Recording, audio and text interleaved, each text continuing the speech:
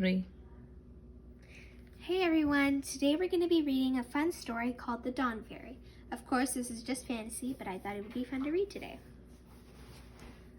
This is written by Keith Faulkner and illustrated by Helen Camp.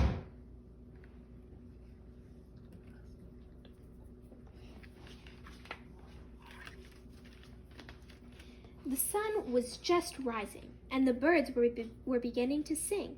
But the Dawn Fairy was already up and busy. Every morning she collected the sparkling drops of dew from the flowers to make into fairy juice.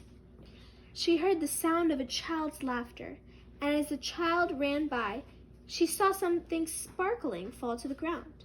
It was a tiny silver fairy necklace. "I must keep it safe," said the fairy, "until I find a way to give it back."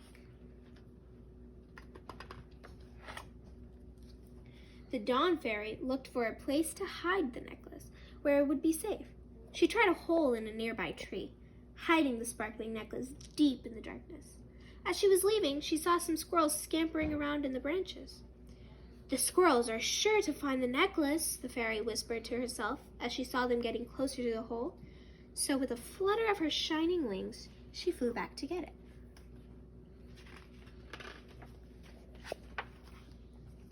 Looking around, she saw some flowers with big bell-shaped blossoms and hid the necklace inside one of them. Then she waited and watched to see if the necklace was safe. Bzzz, bzzz, bzzz. A big bumblebee came flying along, stopping at each of the flowers to sip the nectar. "It's sure to find the necklace," gasped the fairy. And although she was hardly bigger than the bee herself, she chased it away and got the necklace back again. There she is chasing the bee away. Still trying to find a safe place to hide the necklace, the Dawn Fairy flew down to the pond. "I'm sure it will be safe hidden in the reeds," she said to herself. But just then she saw the beady eyes of a frog watching her from the water. The sun was going down, but the Dawn Fairy still hadn't found a safe place to hide the sparkling necklace. She flew back to her home deep inside the wild rose bush. Then she placed her head on a rosebud, and clasping the necklace, she went to sleep, her body floating in the air, light as a thistledown.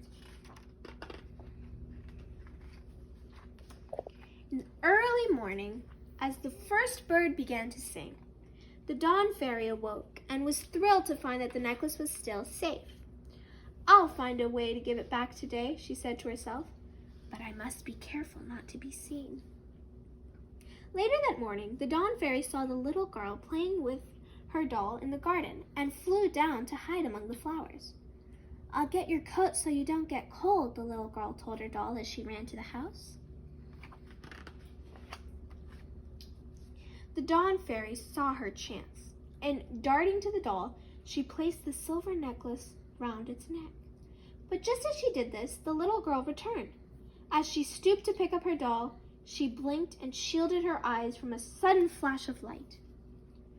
Was the flash of light a reflection from the sun glinting on the sparkling necklace?